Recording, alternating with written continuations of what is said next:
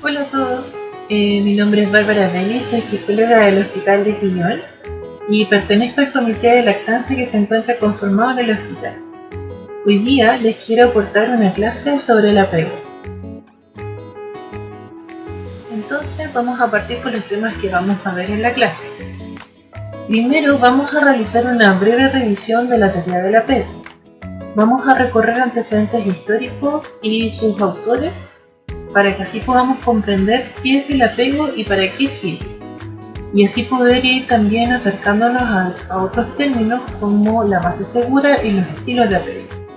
Segundo, vamos a ver los factores que influyen y favorecen el apego seguro, como lo son el beneficio del contacto piel a piel y la respuesta sensible de la madre o del cuidador primario. Y por último, como tercer punto de la clase, lo que vamos a ver son las reflexiones acerca de cómo se relaciona el apego con la lactancia materna. Comencemos a realizar una breve revisión del contexto de cómo surge la teoría del apego. Para eso vamos a ver diferentes factores que primero comienzan a realizar estudios en animales y también esto después cómo se empieza a establecer hacia el estudio tanto en animales, el aporte que hace la psicología, tanto con los humanos, y entonces se empieza a desarrollar una teoría del apego como tal aproximadamente en 1960. Entonces vamos a revisar para eso los siguientes autores. Comenzaremos por Harry Frederick Harlow, que es un psicólogo estadounidense que es el primero que hace estudios de psicología experimental en laboratorios. Para ello comienza a estudiar primero los comportamientos de los monos. Y luego Konrad Lorenz también es un etólogo que estudia el comportamiento animal y que se aporta a la psicología también desde estos estudios y que se empieza a aproximar también a lo que es el apego como en la impronta, que es otro término que él utiliza.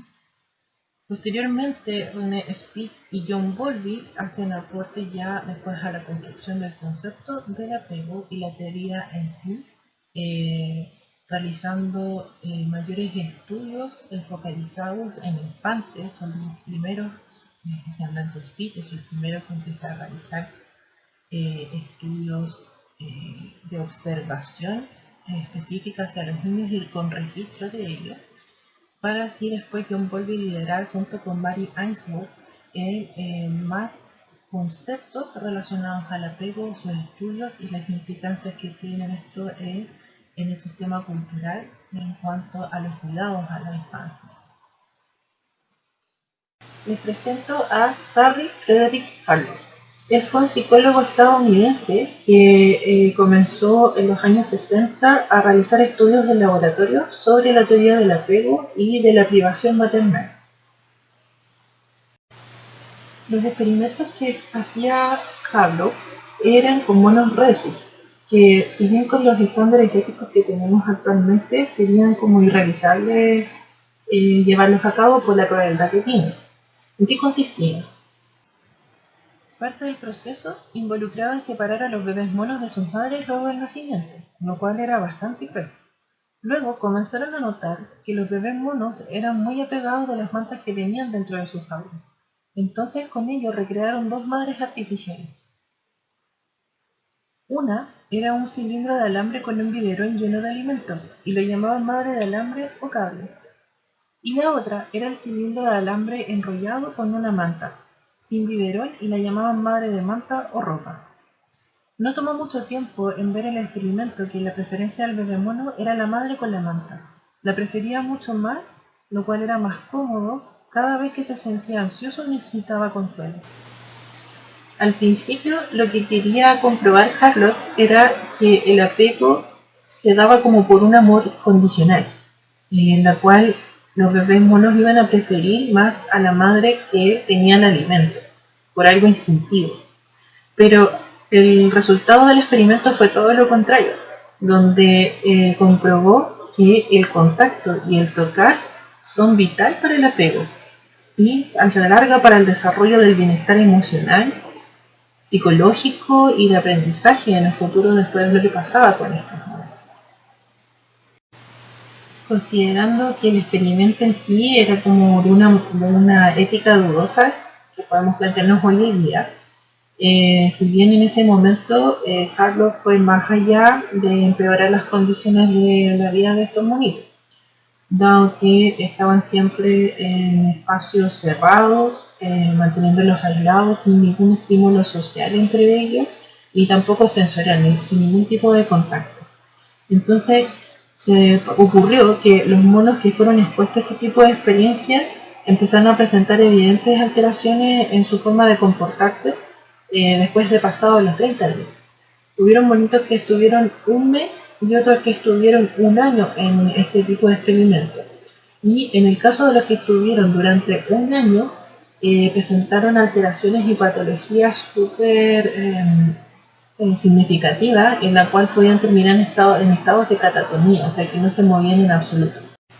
También en el caso de las hembras, cuando se embarazaban, siendo que les costaba mucho embarazarse, les ocurría que no lograban tener los cuidados necesarios hacia las crías que tenían, donde tendían a ser agresivas con los bebés monos que tenían, y tampoco podían ejercer ningún tipo de cuidado hacia ellos.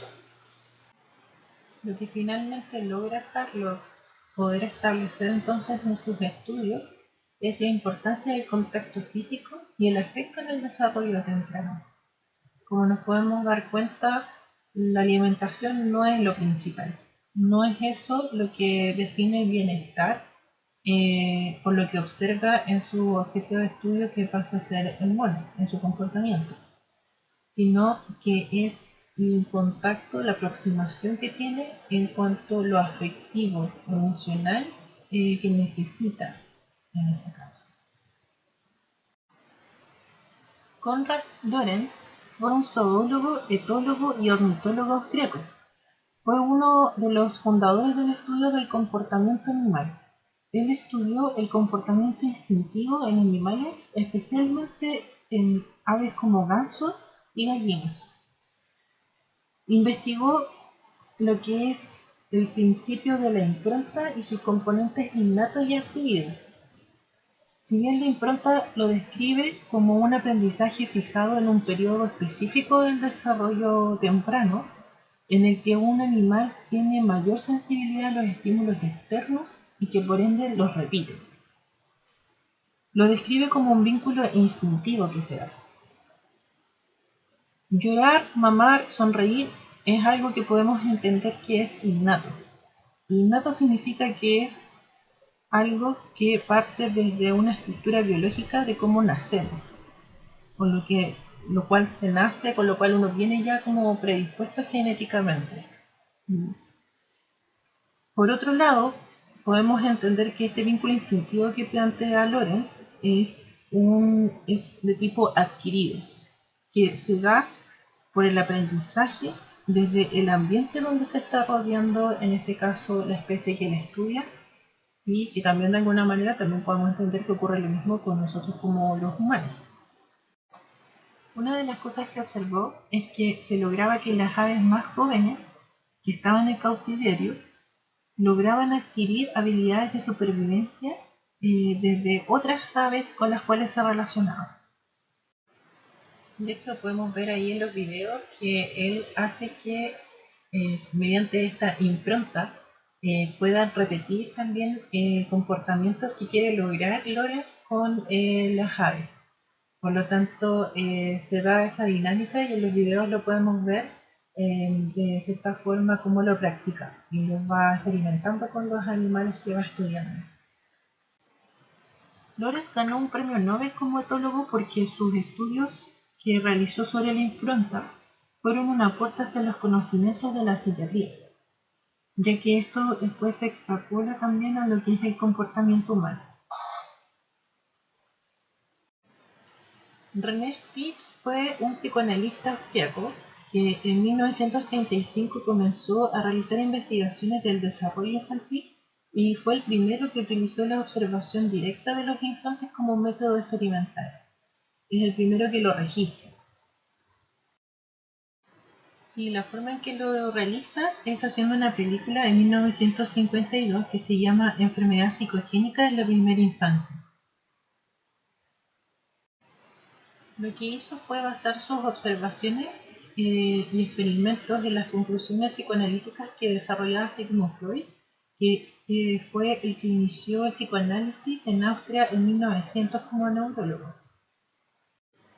Sus mayores contribuciones fueron los estudios que realizó de los efectos maternales y las carencias afectivas que podían tener los niños, o sea, el efecto del abandono temprano y las situaciones en las cuales se encontraban de manera hospitalizadas de manera prolongada. Lo llamó hospitalismo. Speed lo que empieza a notar en estos niños que se encontraban en esas condiciones de estar hospitalizados y sin cuidado de un cuidador primario, una madre que estuviera atentos a ellos, empieza a llamar la atención que si bien eran niños que estaban alimentados, estaban con ropa de cambio, cambiaban, digamos, los pañales, los aseaban, tenían todos los cuidados como primarios totalmente suplidos dentro de una institución en el hospital donde había enfermeras y hay cuidadoras. Pero sin embargo empieza a ver que como hay privación de cuidados maternos, empieza a observar que estos niños, a pesar de que les daban lo más básico, al no tener contacto estrecho, observaba que estos niños empezaban a presentar alteraciones de tipo física y de tipo psicológica emocional también.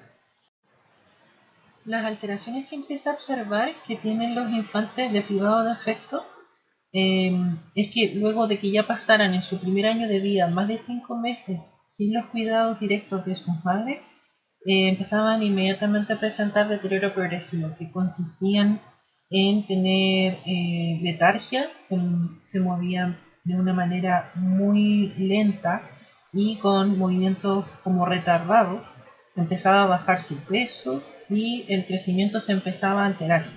También decía que observaba que sus caras se volvían vacías y con movimientos extraños en sus dedos, con actividades como atípicas, donde tampoco lograban tener la capacidad de adquirir la marcha, poder sentarse, ni tampoco poder balbucear mucho. Empieza esto a definirlo como un marasmo, cuando son niños que están sin ningún tipo de contacto, ni nadie con quien les cuidara directamente, empieza a observar estas alteraciones. También les dice como una depresión anaclínica, esa es otra manera también que es un término que asociaba. Hospitalismo, marasmo y depresión anaclítica, que es como ya cuando pasa mucho más tiempo sin los cuidados y el deterioro en más de 5 meses pasa a ser un deterioro mucho más rápido. Attachment is an integral part of human nature from the cradle to the grave. It may be, it's very prominent in early childhood, but it's true of you and me today. A quien acabamos de ver en el video es a John Bowlby, quien desarrolló entre 1969 y 1970 la teoría del apego. Él fue un psiquiatra y psicoanalista inglés que profundizó en la investigación del vínculo bajo la influencia de la etología con los estudios que hizo Harry Hart con los monos rhesus, esto en 1950, y con el concepto también de la impronta que establece con Ralph Lawrence. Se basó en ambos para poder realizar, digamos, esta profundización en los estudios del vínculo. También así influyó en los estudios de Bowlby de gran manera lo que fue planteado por René Spitz y por los registros que hizo de los bebés con hospitalismo. En ese momento se le daba mucha importancia a lo que era la ausencia de la figura materna, de los cuidados maternos. Pero Bowlby va más allá de eso y plantea el término de privación materna, en la cual es para definir la situación en que la figura materna sí se encuentra presente, pero es incapaz de poder realizar los cuidados tempranos suficientes, y estos pasan a ser insuficientes. Entonces se enfoca en cómo es el vínculo que se establece y la interacción más allá de que esté solamente ausente y pueda generar eso una patología, sino que también se pueden producir alteraciones según el tipo de vínculo que se tiene. Entonces, por eso destaca la importancia del vínculo intenso y duradero de un niño con sus cuidadores primarios. También así plantea cuidadores primarios, lo cual no necesariamente tiene que ser una madre, sino que el término de los vínculos y el apego en sí no solamente se va a dar con una madre biológica, sino también con otros cuidadores que pueden ser representativos para los bebés como una figura de apego. Volpi se empieza a interesar en lo que son los vínculos sociales y afectivos, como que es el apego. Se empieza a interesar en este tema cuando observa la conducta de jóvenes que eran delincuentes y comienza a asociar sus patrones que tenían de desafecto o desapego, es decir, con una incapacidad para establecer vínculos emocionales, en relación con su historia de relaciones afectivas. Después de esto, Bowlby se hizo cargo de un departamento pediátrico en Londres que denominó Departamento de Padres e Hijos y sentó allí una diferencia como un precedente al referirse por primera vez a la importancia de esta interacción que había entre padres e hijos, o sea, enfocándose siempre a lo que es el vínculo. El contexto de esto era en la Segunda Guerra Mundial, donde muchos niños quedaron huérfanos o tuvieron que emigrar a otros países. Por lo tanto, la Organización Mundial de la Salud en esa época, le pidió a Bowlby que elaborara un informe sobre lo que podía ocurrir en el futuro con estos niños. Entonces ahí es cuando él comienza a acercarse y hacer observaciones con los casos de los niños que se encontraban institucionalizados en ese momento. Esto después al ir observando también y profundizando en el apego en los niños más pequeños, lo llevaron a plantear que la necesidad afectiva es una necesidad primaria, que no es aprendida de la especie humana. O sea, es como alimentarse. Por ejemplo, un niño que llora y necesita alimentarse es para poder preservarse y para poder sobrevivir. El apego en el fondo tiene que ver con lo mismo, es algo innato que se da como mecanismo de sobrevivencia para poder adaptarse a su entorno, pero que no lo puede hacer solo. Requiere de una figura de apego, una figura de protección para la cual pueda él sobrevivir. Entonces, observa y describe el efecto de esas experiencias tempranas y el impacto que genera en el desarrollo de la infancia. Y también, así como estudia también a jóvenes delincuentes, empieza a observar la correlación que existe entre los vínculos y apegos que tenían en su historia estos niños y cómo eso después afecta también a lo largo, después en su desarrollo de la infancia y posteriormente en la adultez, también a lo que es la personalidad, y cómo eso puede afectar también en diferentes esferas de las vidas de estos niños cuando iban creciendo. Vamos a revisar la última autora que nos queda sobre la teoría del apego, quien es Mary Ainsworth. Ella fue una psicóloga estadounidense que trabajó junto con John Bowlby en Londres. Juntos estaban estudiando los efectos de la separación maternal sobre el desarrollo de la personalidad de los niños. El gran aporte que hizo Mary Ainsworth es haber diseñado una situación experimental llamada la situación del extraño o situación extraña. Esto lo hizo en 1970.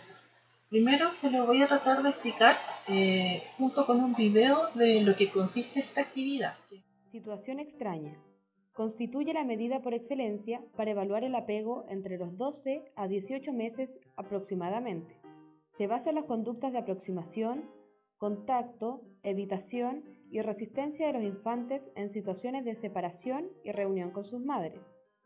Consiste en 8 episodios que ocurren en una sala de juegos o una habitación llamativa para el bebé.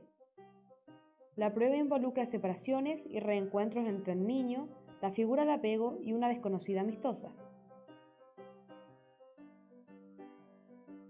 Episodio 1. Duración 1 minuto. Periodo en donde la madre y el bebé son introducidos en una sala experimental con doble espejo. Episodio 2. Duración de 3 minutos. La madre se sienta en una silla mientras el infante explora la sala libremente. Al finalizar los 3 minutos, entra el extraño y se sienta en el otro extremo.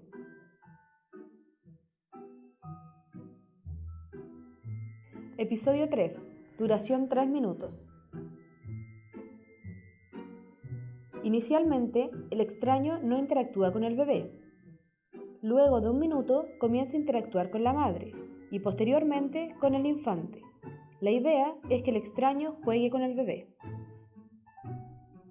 Episodio 4. Duración 3 minutos. Aquí la madre abandona la sala. Es necesario que el bebé note que se ha ido. Si el bebé llora, el extraño debe intentar tranquilizarlo. Sin embargo, si el bebé llora por más de 20 a 30 segundos, se detiene el episodio y se pide a la madre que vuelva.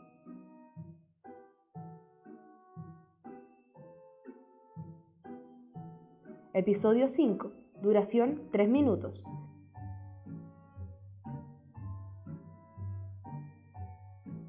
La madre vuelve a la sala y el extraño la abandona. Este es el momento de reunión entre la madre y su hijo. Por esto, es un momento clave de evaluación.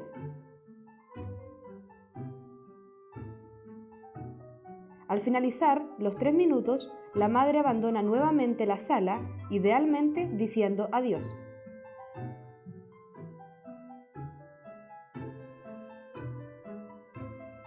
Episodio 6. Duración de 3 minutos. El bebé se queda solo en la sala. Si el bebé no se estresa, se espera los 3 minutos. Si el infante llora de un modo intenso por más de 20 a 30 segundos, el extraño entra.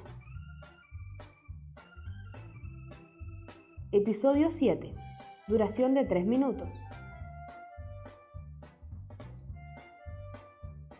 El extraño entra y si el bebé lo requiere, intenta calmarlo para luego dejarlo en el suelo y jugar. Si el bebé no se calma, la madre debe entrar antes de los 3 minutos. Episodio 8. Duración 3 minutos. Esta es la segunda reunión con la madre. Si el bebé está calmado, puede jugar con él. El extraño abandona la sala sin interrumpir el momento. Con este experimento, lo que Ainsworth concluye es que el niño o la niña utilizan a la madre como una base segura para poder explorar, y que cuando hay una amenaza, las conductas de apego se empiezan a activar y las exploratorias disminuyen. Entonces, como se activan esas conductas de apego, ahí es cuando Ainsworth logra establecer diferentes tipos de comportamientos de la situación y con diferencias individuales que se pueden percibir. Y eso le permitió poder establecer en la observación que hay 3 patrones conductuales como estilos de apego.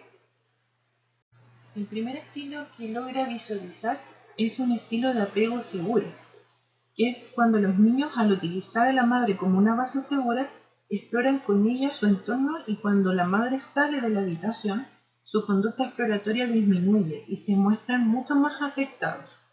Cuando regresa a la madre, se alegran y se acerca mucho más buscando el contacto físico de la madre por unos instantes y luego vuelven a activarse sus conductas de explorar su entorno y con seguridad.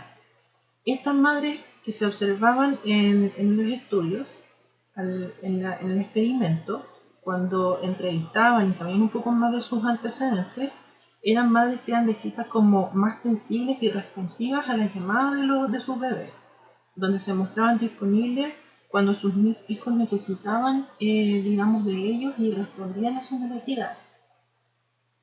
El otro estilo de apego que observaba era un apego inseguro evitativo. Al inicio los niños se mostraban súper independientes con la situación del extraño, no dependían tanto de la mamá como de esa base segura para explorar. Desde el primer momento exploraban sin utilizar a la mamá, ya que si no las miraban y no comprobaban su presencia, sino que ignoraban más a la madre. Cuando la madre dejaba la habitación no se observaban afectados y tampoco buscaban acercarse y contactarse físicamente con ella a su regreso. Incluso si su madre buscaba acercarse, evitaban y rechazaban su contacto. Entonces, ella, Ainsworth, interpretaba que primero su conducta independiente podía ser saludable, pero ella después intuye que eran niños con más dificultades emocionales. Su apego se asemejaba a lo de los niños que habían experimentado separaciones dolorosas anteriormente. Y al momento de realizar entrevistas y buscar más antecedentes de las madres, ellas se mostraban más relativamente insensibles a las necesidades de los niños. Entonces los niños se mostraban inseguros en la presencia de sus mamás y lloraban intensamente cuando abandonaban la habitación. Entonces, la manera de interpretar este estilo de apego es que no se podían contar con el apoyo de su madre y reaccionaban a la defensiva adoptando una conducta más de indiferencia hacia ellas, para evitar frustraciones que ya habían vivido previamente. Y cuando las madres regresaban a la sala, renunciaban a mirarla negando cualquier sentimiento hacia ellas. El tercer tipo de apego que plantea Ainsworth es un apego inseguro ambivalente. Estos niños se mostraban desde un inicio preocupados por el paradero de sus madres a pesar de que estaban presentes, y le dificultaban sus conductas de explorar en su entorno la situación del extraño aún más. Y observaba también que pasaban un muy mal rato cuando la madre salía de la habitación y a su regreso mostraban ambivalencia con ellas. Vacilaban entre la irritación, la resistencia al contacto, el acercamiento que podían tener hacia ella. Y las conductas de mantener contacto era como ambivalente. Se acercaban, pero a la vez también no sentían la seguridad como para estar nuevamente explorando o intentando explorar su entorno. Se observó que estas madres en sus hogares procedían de una manera más inconsistente, se mostraban sensibles y cálidas en ocasiones y frías e insensibles en otras. Por lo tanto, el niño no tenía una base segura que fuera constante. Más adelante, en 1986, Mary Main y Judith Solomon plantean otro tipo de apego desorganizado que ellos pueden observar, que era una combinación de los patrones de apego inseguro evitativo y el apego ambivalente, donde se observaban que había mayores montos de inseguridad que los apegos que se describen anteriormente por Ainsworth. Tras la separación que muestran estos niños con el apego desorganizado son conductas más confusas y mucho más desorganizadas. Si bien cuando vuelve la madre puede mostrarse muy confuso el niño o la niña permaneciendo casi inmóvil o acercándose para luego alejarse de forma brusca cuando la figura de apego se aproximaba. Se considera que este tipo de apego es como el más dañino, donde se observan niños que han experimentado negligencias como maltratos psicológicos y físicos, desarrollando frente a las figuras de apego mucha más indefensión, angustia y miedo. Son frecuentes estas situaciones que se dan en los niños que han estado en institucionalización o cambios de hogar en familias de acogida. Los niños que mantienen este estilo de apego a futuro presentan bastantes dificultades en su comportamiento, en su aprendizaje en cuanto al rendimiento académico y dificultades para adaptarse a su entorno con pares y figuras de protección. Eso no significa que son niños malos de todas formas, es importante entender eso. Si bien podemos interpretarlo y entender que lo que han presentado a lo largo de su primera infancia es un ambiente que es más desfavorable. Cuando se presentan este tipo de situaciones y dificultades en el estilo de apego que pueda ser desorganizado, inseguro, ansioso o evitativo, es un campo de intervención que son en los programas que se enfocan en la primera infancia, donde se interviene tanto en los niños como en el entorno, en sus cuidadores primarios, en los grupos familiares. Para ello, en nuestro sistema de atención de salud se ha fortalecido mucho lo que es la red de Chile Crece Contigo, que se focaliza en hacer ese tipo de intervenciones. También así se puede trabajar de manera intersectorial cuando es un estilo de apego mucho más dañino, que es como el desorganizado que se describe. Están los programas que son colaboradores de SENAME, que es cuando ya hay un riesgo psicosocial mucho más alto y estamos hablando de vulneraciones a la infancia.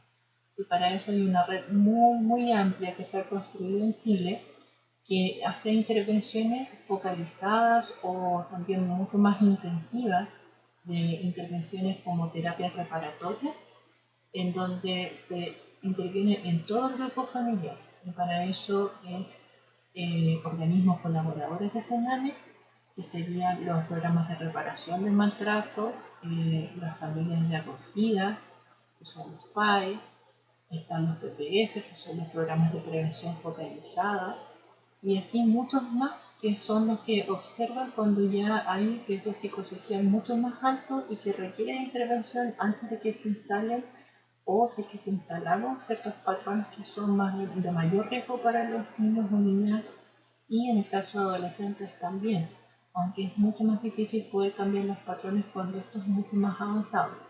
No es imposible, pero sí se puede intervenir e intentar disminuir todos los factores de riesgo que se pueden instalar y que pueden alterar en el desarrollo a futuro de la infancia. Entonces, ¿qué es el apego? En función de todo lo que hemos visto anteriormente, podemos decir que el apego es un tipo de vínculo afectivo. Su característica principal es la búsqueda de seguridad y confort en los momentos de estrés, que es lo que busca un niño al momento de estar con su figura de apego. Este es de tipo asimétrico. El niño o la niña se apega a un adulto buscando protección y confort, no viceversa. Es el niño que requiere, necesita tener una respuesta por parte de un adulto que pueda protegerlo y contenerlo. Implica esto un evento estresante vivido como peligroso por el niño o niña que usa a su madre como una base segura para explorar su entorno, que es lo que podemos ver de manera mucho más clara en el experimento de la situación extraña y donde se pueden activar todos los patrones que puede tener de apego el niño y lo podemos visualizar de manera mucho más clara. ¿Para qué sirve el apego? El apego es una función evolutiva que asegura vínculos firmes entre los individuos de distintas especies. No solamente con los humanos, también lo podemos ver con más especies, en especial en mamíferos, con el fin de favorecer la protección y la supervivencia. Los niños y niñas nacen con un sistema de apego en el que buscan la cercanía física de sus cuidadores. La necesidad afectiva es una necesidad primaria de la especie humana, tan primaria e importante como la alimentación, así es como lo plantean John Bowlby y Jorge Baruch. Entonces vamos a revisar nuevamente lo que ya habíamos planteado con Marie Ainsworth, lo que es la base segura. El niño o la niña deben sentir que sus cuidadores pueden atender de manera efectiva a sus necesidades y por lo tanto ellos pueden depender de sus cuidadores. Las figuras de apego del niño o la niña deben tener la capacidad de acoger, contener, proteger y brindar seguridad, especialmente en momentos de estrés. Esto es citando a Baruch del 2005. También podemos entender que es, de cierta forma, la capacidad que tiene la madre para sintonizar con los estados emocionales y físicos del niño o la niña. Entonces, un niño primero va a sentir una necesidad física o emocional. Entonces el niño va a responder. Va a accionar realizando una queja o llorando. Luego, tiene que haber una respuesta para que se instale la base segura de una atención con cuidados y consuelos oportunos por parte del cuidador primario o de la madre. Y eso, una vez que se hace lectura y se pueda sintonizar con las necesidades del niño, va a generar un bienestar físico y emocional. Como vimos anteriormente, la calidad del vínculo va a depender mucho de cómo se instale esta base segura, si la madre es receptiva o no a las necesidades del niño. Si estas son inconsistentes, nos va a llevar a que el tipo de apego sea más de tipo evitativo, inseguro o inseguro ambivalente.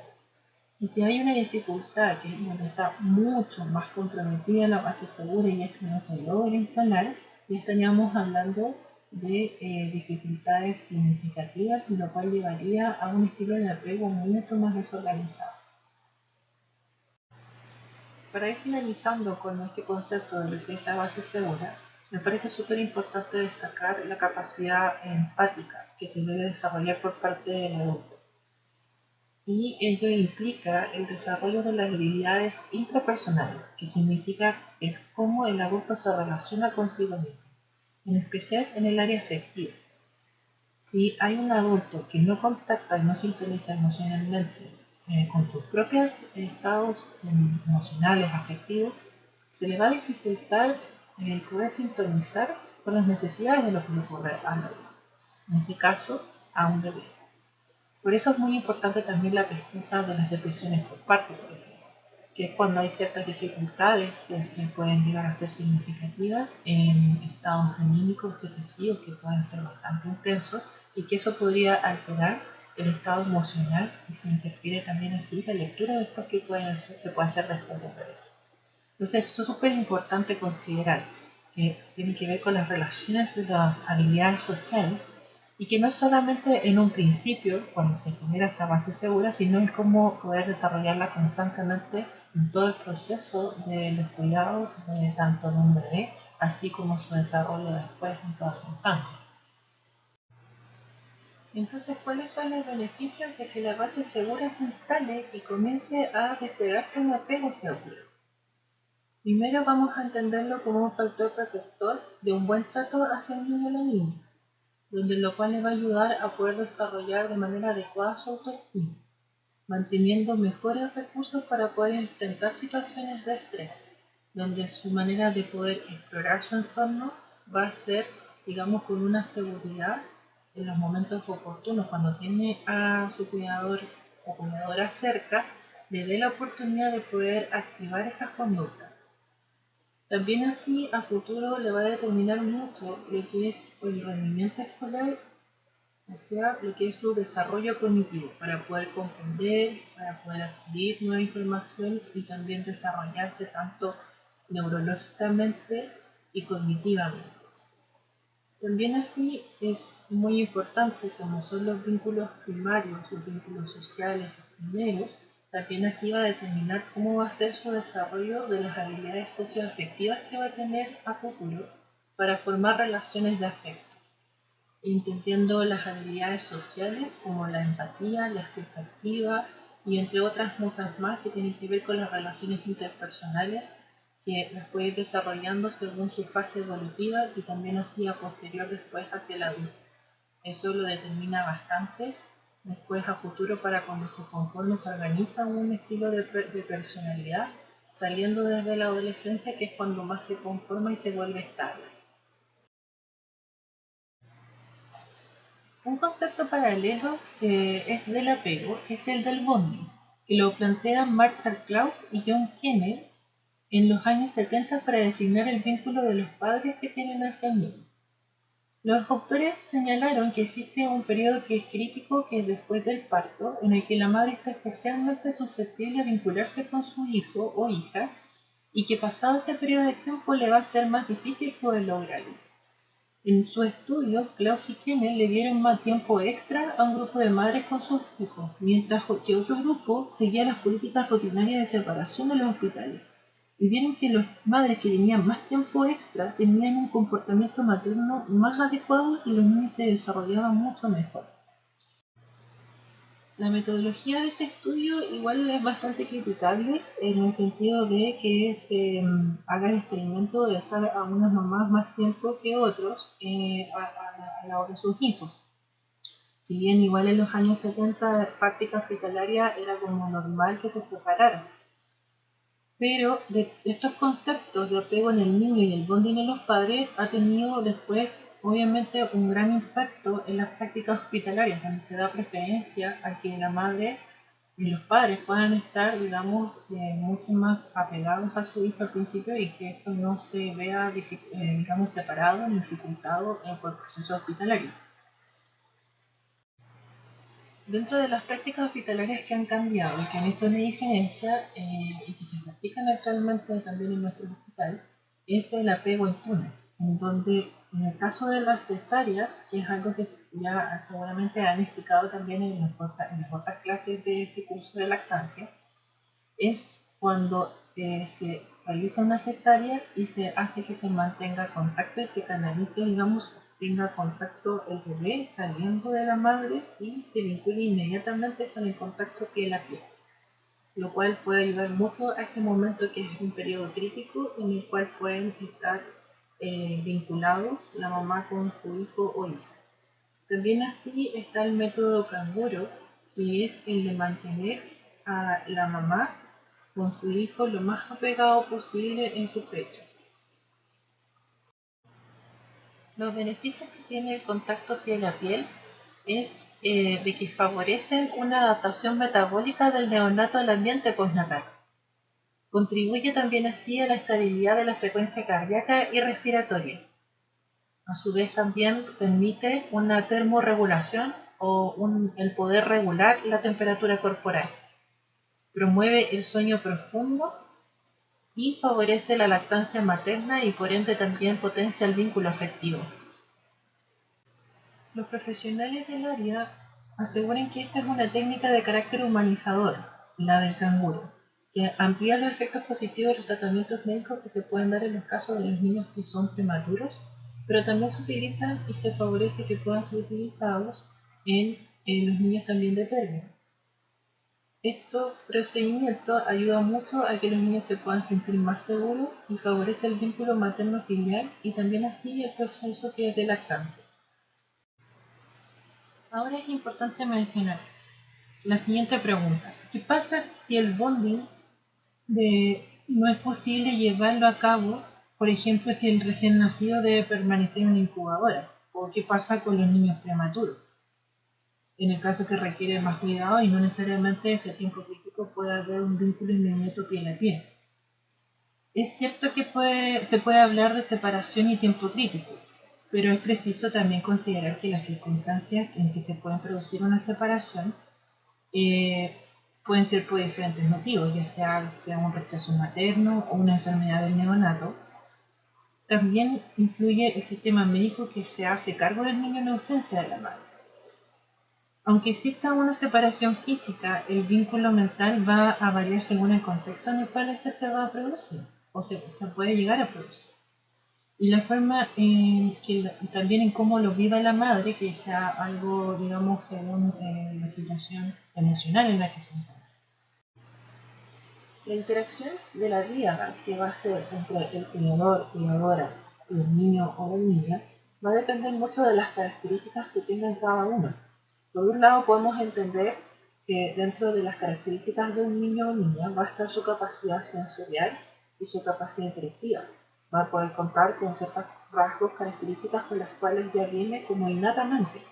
Entender también que está el temperamento, que es una manera receptiva que puede tener el niño y de interactuar según sus características propias con las cuales es. No sé si ustedes han notado que hay niños que tienden a llorar más, otros niños que son más calmados, que duermen más. Eso lo podemos llamar como temperamento, que es más innato.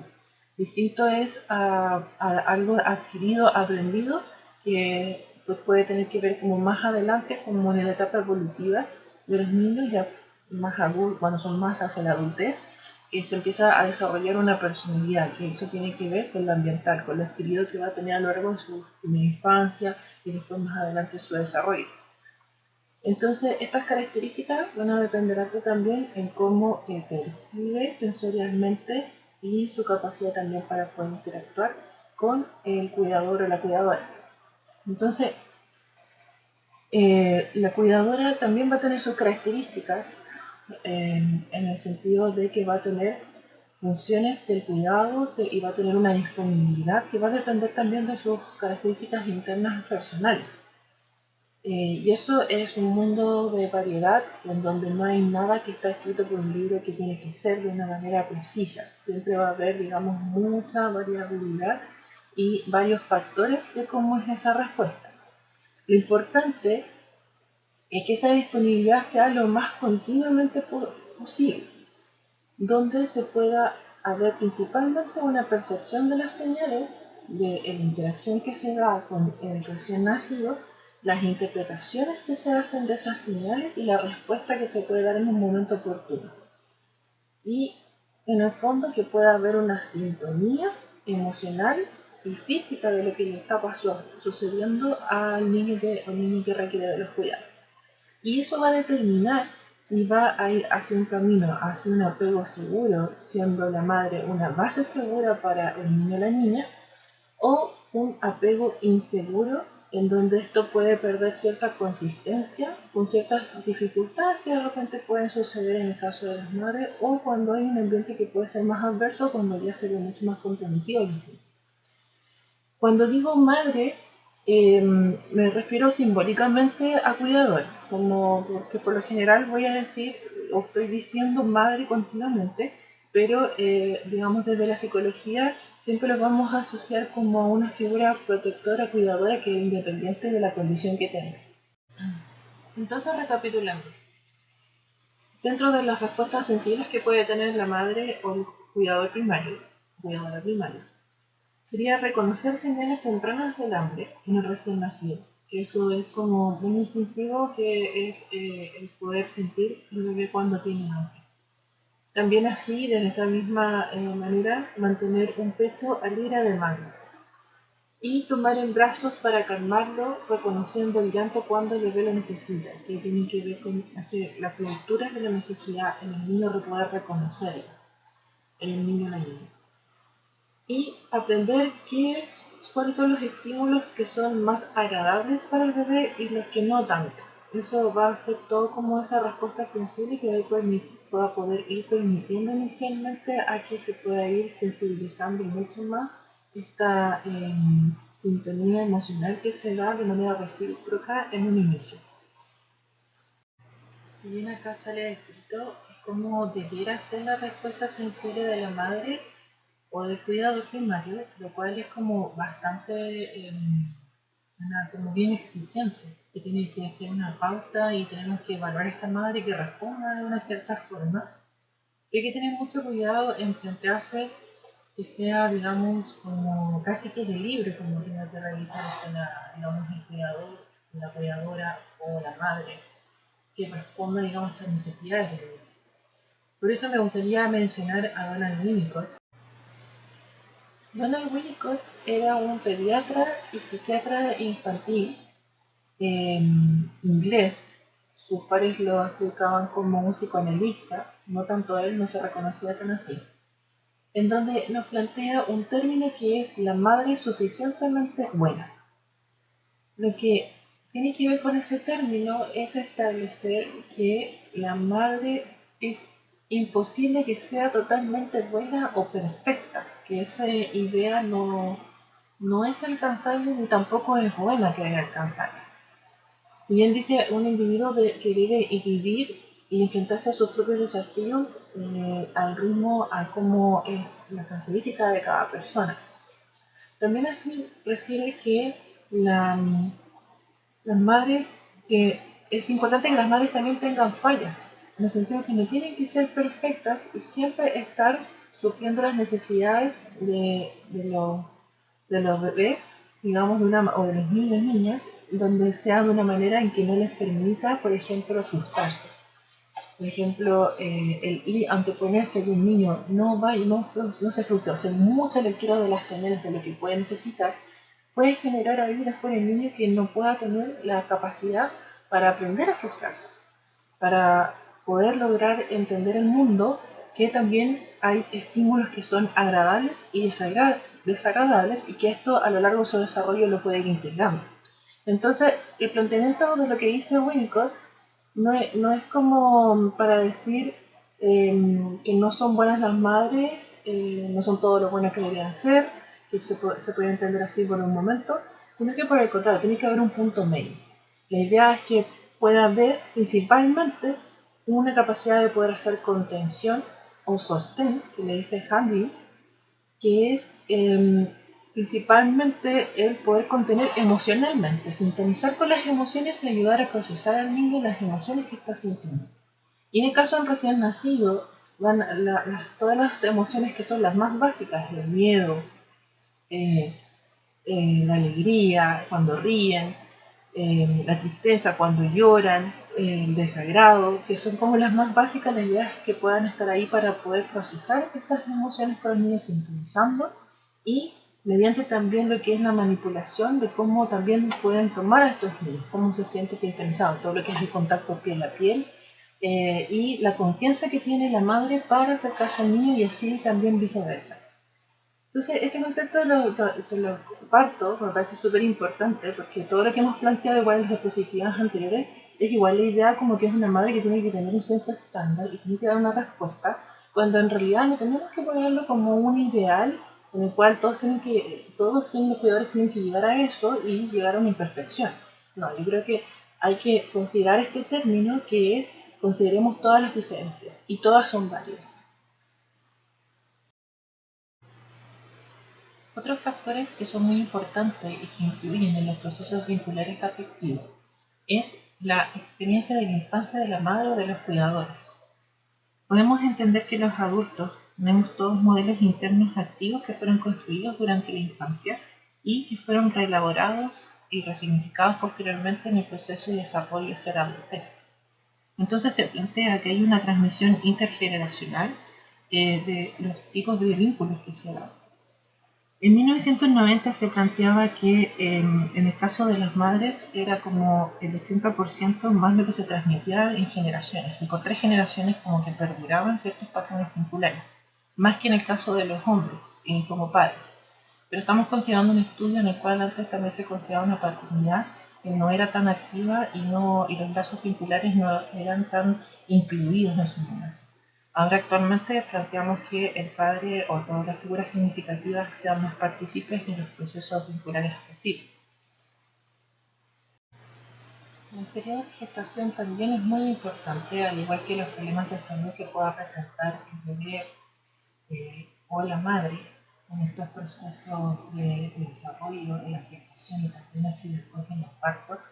Es muy importante el poder manejar todas las alteraciones que se pudiesen presentar y hacer las pertinentes derivaciones. Esto con la finalidad de que exista un ambiente más propicio para poder establecer vínculos que sean de seguridad y que sean estables.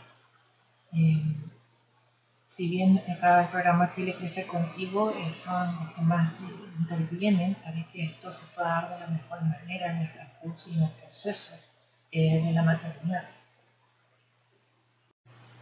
La estructura familiar y las redes de apoyo también son factores muy importantes a considerar, que son dentro del área psicosocial, en la cual se pueden presentar factores protectores o de riesgo que puedan influir en el estilo de vínculos que se vayan a presentar en un grupo familiar.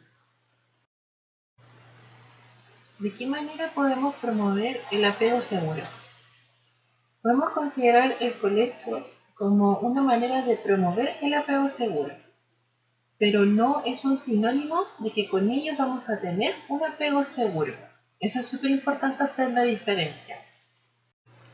Recordemos lo que estuvimos revisando sobre lo que es la base segura, en donde es importante entender la sintonía tanto emocional, que es muy importante, el poder contener, el poder sostener y el poder manipular físicamente las lecturas y las necesidades que puede tener un niño o una niña, pero el hecho solamente de que haya, digamos, una cercanía física constante, eso no va a asegurar que el vínculo afectivo sea el más óptimo, va a depender de otros factores que vimos anteriormente. Entonces, por eso, cuando hablamos de colecho, que es cuando los padres duermen junto con sus hijos, no lo podemos considerar como un sinónimo de que es inmediatamente un apego seguro, sino que va a depender de la calidad del vínculo como se ve. También así existen como opiniones controversiales como de cuánto tiempo se debe mantener el colecho. También se plantea lo mismo con la lactancia materna. Hay diferentes ideas respecto a cuál es el tiempo óptimo. Siempre se trata de buscar como el libro qué es lo mejor. El fecha libre de demanda, por cuánto tiempo, el dormir con los niños, cuando ya es lo más pertinente. Algunos autores pueden decir 3 años, otros 5 años, otros antes. Yo lo que llamo un poco acá a considerar es a respetar los ritmos que puede tener cada grupo familiar y recordar que no todos estamos escritos como lo que debemos realizar según el libro, sino que hay que respetar las diferentes subjetividades y también los ritmos tanto individuales y familiares que pueden existir. Por lo tanto, me quedo un poco con las opiniones escritas sobre el colecho, de que debe ser una decisión bastante tomada desde el grupo familiar, de qué es lo que se sientan más cómodo y también que se pueda haber comunicación interna en el grupo familiar para tomar la decisión que sea más cómoda para los que son los integrantes. El porteo seguro también es lo mismo, va promoviendo lo mismo que es el apego seguro, la cercanía, el contacto físico y también cómo el bebé se puede sentir también en ese aspecto como más intrauterino, lo cual puede inducir a mucho mayor calma. Entonces, si lo pensamos de cierta forma, esa posición en la cual podemos ver en las imágenes, y que esas imágenes, traté de poner imágenes tanto que incluyen a mamá, papá, diferentes figuras, pero participando, no solamente la idea que la madre solamente tiene que estar activa en la maternidad, como maternidad solamente, sino también una paternidad que está en este procesos vinculares afectivos. Podemos ver en las imágenes que ahí logran contener, logran poder sostener literalmente al bebé y generar un vínculo, promover este vínculo de una manera mucho más efectiva y mucho más potente. La lactancia materna, ya que van conociendo ustedes todas las implicancias fisiológicas que tiene un alto impacto positivo para el bebé, también vamos a considerarlo como un factor muy importante de la madre, principalmente madre biológica, de poder promover este apego y que sea un apego seguro, que tiene que ver con la alimentación. Si bien ya se han hecho estudios o se ha ido indicando que la alimentación no es lo que directamente genera un apego, pero sí podemos considerar lo que vehiculiza junto con los otros factores que son a considerar, que tiene que ver el contacto piel a piel, la sintonía. Digamos que el acto en sí, más desde lo biológico, genera lazos mucho más intensos en cuanto a lo que es alimentar a otro ser vivo desde el mismo cuerpo, lo cual podríamos decir que el lazo es mucho más potente y más único de díada de madre y bebé. Incuestionablemente va a ser un factor muy importante para que se pueda dar la oportunidad de establecer mayor apego. Aunque indudablemente la lactancia materna va a ser una manera de promover y va a ser una muy buena oportunidad para poder establecer vínculos afectivos, sin embargo no tenemos que considerar que la lactancia materna es equivalente al apego. No es lo equivalente. Si no hay lactancia materna, por dificultades, por ejemplo, complicaciones en la salud tanto del bebé o de la madre, eso no significa que el apego se va a ver alterado. Hay otras maneras también en cómo esto se puede trabajar y ahí los equipos de salud somos los que tenemos que estar ahí trabajando en conjunto, tanto los equipos hospitalarios, así también como los de atención primaria, que podemos observar y hacer intervenciones en cuanto al apego y que se puede ir trabajando de diferentes formas y según el transcurso, cómo se vaya dando, con o sin lactancia materna. Eso no quita el hecho de la importancia de la lactancia materna, pero es importante no confundirlo, hacer la diferencia. Y la lactancia materna no es el equivalente a que si existe o no existe apego. Por lo mismo, hay que potenciarlo, se relaciona, es un promovedor y una gran oportunidad para que pueda existir apego seguro. Para dimensionar los beneficios de los efectos emocionales y físicos que tiene la lactancia, podemos comprender mejor desde la perspectiva neurohormonal. Las hormonas que dirigen la lactancia, si bien sabemos que es la oxitocina y la prolactina, ambas son neurohormonas que se producen en el cerebro y además de actuar sobre la glándula mamaria, para que fabrique leche también actúan sobre el cerebro de la madre y también en el bebé. Tradicionalmente se conocía que la oxitocina tenía primordialmente sus efectos sobre las contracciones uterinas y en la eyección de la leche. Pero actualmente se sabe que la oxitocina y la vasopresina cumplen un papel central en la regulación de las conductas sociales, incluida lo que es la conducta sexual, el apego materno-infantil, la memoria social y el reconocimiento. Se promueve el vínculo entre madre y el hijo con cada producción de oxitocina, produciendo un sentimiento amoroso, lo cual favorece que la madre desee y busque la cercanía con su bebé. Asimismo, aumenta los sentimientos de confianza y bienestar en la madre, incrementando su autoestima. De alguna manera borra los aspectos negativos de las experiencias y mejora la autoconfianza.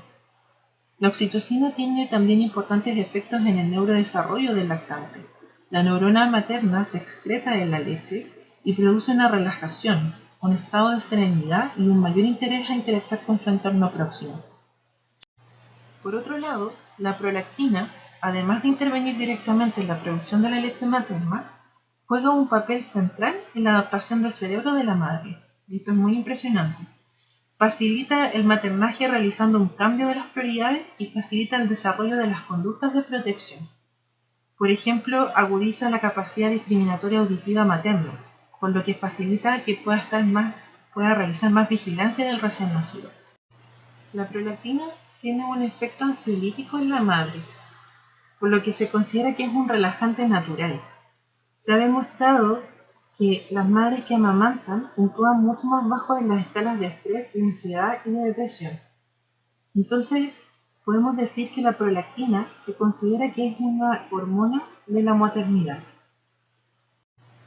Entonces, luego de realizar qué es lo que ocurre con la parte neurológica, tanto de la madre como del niño, y también habiendo revisado todo lo que es el contexto del apego, de la teoría del apego, de lo que ocurre, se puede dar cuenta de que está más que comprobado que la lactancia produce un nivel de sintonía emocional, y no solamente en un plano psicológico afectivo, sino que también hay una coordinación física entre la madre y su hijo. Entonces, podríamos decir que la madre lo que vivencia en el proceso de lactancia es que se siente capaz de cuidar y alimentar a su hijo, siente que es capaz de poder calmarlo, y le produce esto también una sensación de autoeficacia, el poder realizar la alimentación a su bebé. Por lo tanto, es un gran motivo para sentirse muy valiosa, mejorando también así su autoestima y también un gran empoderamiento materno. Consideremos que esta vivencia fisiológica va a ser vivenciada de una manera muy potente en plano afectivo para la madre y que está totalmente sintonizada en su momento sincrónicamente con el niño, con la niña. Se plantea con algunos autores en la psicología del desarrollo, de hecho, que existen los primeros momentos, en el momento del parto, de la cesárea, se plantea que la madre vive como una experiencia como de un delirio materno, que es casi como un episodio, digamos, como que se sale de la realidad, se olvida de todo lo demás que es lo característico y se enfoca solamente en ese vínculo en ese momento. Entonces, es una interacción profundamente afectuosa a través de los sentidos. Y promover este tipo de práctica, este apego en un ambiente seguro, donde la mamá es importante, muy importante, que no se sienta presionada a vivir ese proceso, sino que pueda ser más fluido. También hay que considerar que esa mamá viene con patrones antiguos de su historia, de su personalidad, de su propia infancia. Siempre hay que respetar mucho ahí la mamá cómo se siente y validarlo para promover estos espacios y que se puedan fluir de esta forma. Y es muy importante que se desarrolle porque hace que se disminuyan los riesgos que son de la depresión postparto y también así el futuro se plantea que esta mayor conexión con el bebé, con el niño o la niña, produce también, disminuye el riesgo de que pueda haber un maltrato infantil. Siempre hay que promover lo que más podamos la inteligencia emocional. que esa mamá se logre conectar también emocionalmente consigo misma para que se pueda también fluir el vínculo con el bebé. En el caso de la depresión y del maltrato es cuando existen dificultades en el plano emocional donde una madre o un cuidador no se está conectando con sus emociones y por lo tanto actúas sin conocer las consecuencias de lo que puede producir en el niño o la niña. Podríamos decir que todos ya somos adultos acá quienes estamos escuchando la presentación y si nos preguntamos a cada uno qué podríamos recordar nuestra infancia, hay un cierto periodo que no tenemos ninguna memoria. Pero eso no significa que hayan huellas, que son como huellas médicas que se plantean desde ciertas teorías, que de alguna manera quedan en un plano bastante inconsciente. Porque la memoria es, digamos, de la amnesia infantil, no tenemos restos como desde la conciencia de qué es lo que pudo haber sucedido. Pero sin embargo quedan huellas que quedan impregnadas en nuestro campo emocional. Entonces, para ponernos un poco, situarnos en qué es lo que ocurre en el hijo en ese momento, en el niño o la niña, es que vamos a entender que calma principalmente la necesidad básica de sentir sed y hambre. Ahí también se vincula al tiro un aspecto de qué? De agrado. Calma las emociones desagradables, lo que es la tristeza, la angustia, la rabia. Ojo, eso a lo largo de la vida tenemos que entender que esas emociones básicas, la tristeza, la angustia, la rabia, no hay que erradicarlas, no hay que eliminarlas. También tiene que ser parte del desarrollo y tienen que estar integradas. Pero obviamente un bebé que está recién nacido va a buscar primeramente el placer, el calor, la cercanía con la madre y la idea es que sean principalmente más esas emociones y que cuando se vivencian las desagradables sean solamente para un proceso adaptativo de ir conectándose con su entorno. Por lo tanto, de que van a vivenciar emociones desagradables, la van a vivenciar. Lo importante es cómo se sirven como señales para hacer lecturas del bebé. Entonces, acá la conexión es mutua y el bebé comienza a conectarse con el mundo externo, luego de salir de la lógica, digamos, de estar intrauterino. Ya después sale al mundo y empieza a haber interacción afectuosa a través de los sentidos, comienza a conectarse con el mundo exterior. Por lo tanto, para concluir las ideas anteriores, podemos decir que la lactancia es un acto de amor, de sintonía que se da de manera recíproca entre la madre y su bebé mediante el contacto físico, el consuelo y el alimento que proporciona la madre.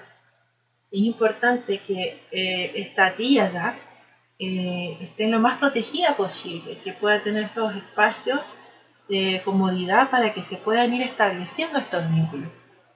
Por lo tanto, el entorno, y ahí entra, es muy relevante las diferentes redes de apoyo y los vínculos más cercanos, la importancia de un tercero también que esté ahí presente el padre, cuidando también este vínculo donde están en esta simbiosis inicial, que están muy, muy unidos, en tanto en sintonía física como psicológica, afectiva. Es muy importante que hay un tercero que pueda cuidar esa vulnerabilidad que está en ese momento. Ahí es muy bueno lo que se promueve en Chile Crece Contigo, de la paternidad presente, en donde si bien la lactancia, en especial en los primeros días, en los primeros meses, va a ser mucho más potente el vínculo madre con hijo en este acto de lo que es la lactancia maternal exclusiva idealmente, es muy importante que también tenga acceso ahí el padre en cuanto a la vinculación afectiva. También se han hecho estudios de cómo afecta en el cerebro en los padres también el tener, digamos, un contacto en el proceso de la lactancia. Eso habría que darse más tiempo también para revisarlo. Pero también hay un efecto, no es tan potente como lo que ocurre en el caso de la mujer cuando es madre, pero no significa que también haya sintonía tanto física y emocional por parte del padre. Entonces es súper importante también incorporar a todas las figuras significativas que sean protectoras y que tengan, puedan mantener un vínculo afectivo. Para ir finalizando esta clase de apego, quisiera poder orientarlos en la importancia del trabajo en equipo que podemos realizar como comunidad hospitalaria y también en conjunto con la red que tenemos en nuestro entorno en la comuna de Guillén.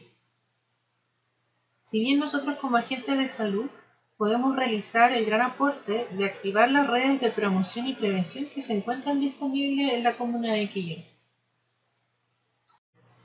Por ejemplo, Chile Crece Contigo. Este es un programa que está a nivel nacional y que pertenece al Ministerio del Desarrollo Social. Ellos cuentan con una línea telefónica, que se las dejo aquí en la presentación, una línea telefónica es para el apoyo de la crianza. Tienen horarios de atención durante la semana y siempre hay profesionales que van a estar atendiendo a los papás o mamás que necesiten algún tipo de orientación. Y también así, estos programas de Chile Crece Contigo se encuentran insertos en la atención primaria de salud. Si se les llegase a presentar alguna atención con una usuaria en la que sospechen algún tipo de alteración en los vínculos afectivos o que presente algún otro tipo de alteración como riesgos psicosociales, entiéndase esto como riesgos de violencia, por ejemplo, maltrato infantil, deprivación socioeconómico, todo lo que pueda afectar al bienestar familiar y de la usuaria y por ende también de a quien cuidan a un bebé. Es importante ahí que ustedes puedan conversar con su equipo con el cual trabajan para poder realizar una derivación para que se pueda indagar un poco más en esa área psicosocial, para que se lleve a cabo una evaluación psicosocial. Actualmente en el equipo del Servicio de Ginecología y Obstetricia nos encontramos trabajando una dupla psicosocial. Soy yo como psicóloga y la trabajadora social, que es Verónica Romero, que trabajamos por la ley IBE, pero no solamente nos enfocamos a ese tipo de atenciones, sino que también abarcamos todo lo que puede ser el apoyo que se le puede dar en el proceso de gestación y de puerperio de nuestras pacientes. Entonces, cuando se hacen estas derivaciones es importante, más que ustedes puedan intervenir, el que puedan hacer la derivación, ya que nosotras actuamos como puente con las redes que se encuentran en nuestro entorno, para así poder darle más prioridad a estas derivaciones y poder hacerlas de manera asistida. Dentro de las redes que tenemos en Quillón, en lo que es fuera del sector de salud, que sería ya las redes intersectoriales, contamos con hartas instituciones que apoyan en la infancia. Por ejemplo, tenemos a la Oficina de Protección de Derechos de la Infancia, que funciona de manera coordinada con todos los programas asociados a los organismos colaboradores del CENAME, y también así con todo lo que es el Poder Judicial. Se trabaja de una manera con un sistema y un orden en particular que tienen un sistema de derivaciones. Si bien nosotros en el sector de salud tenemos interconsulta, donde se hacen referencia y contrarreferencia en atención primaria, secundaria y terciaria. Tenemos como un funcionamiento a lo largo del país y que a nivel local se desarrolla en cada comuna a su manera, y en el fondo se especifica en función de la realidad local los flujos de derivación. En el área psicosocial, que implica todo lo que es la red de CENAME, el Poder Judicial, también se puede agregar también los sistemas educacionales, el Servicio Nacional de la Mujer, cuando son riesgos psicosociales asociados a violencia. Todas estas redes también trabajan de una forma muy coordinada y también tienen sus flujos de derivación. Entonces, las duplas psicosociales que trabajamos en salud, de alguna manera nosotras comprendemos más cómo funciona ese sistema para poder activar esas redes. En el caso que no requiera o que no haya algo muy evidente, pero sí sospechen que puede haber algún tipo de apoyo que requiere una madre, ahí es importante enfocarse en la promoción y prevención con los fondos de infancia o promover a que puedan tener sus controles al día o solicitar horas en ese spam. Recordemos que los spam funcionan también con programas transversales, entonces si ya con el hecho de que lleguen a ese spam, ahí también se activan todas las redes de salud y se hacen las derivaciones correspondientes también dentro de un modelo de centro de salud familiar. Bueno, damos por finalizada entonces esta clase de apego. Espero que haya sido un aporte para ustedes y ojalá puedan seguir agregándose siempre a estos cursos en los cuales hay que estar actualizándose de manera permanente. Les deseo lo mejor, que les vaya muy bien en la prueba y espero que les hayan gustado los videos que les fui agregando en la presentación para que fuese un poquitito más dinámico. Cuídense mucho, que estén súper bien.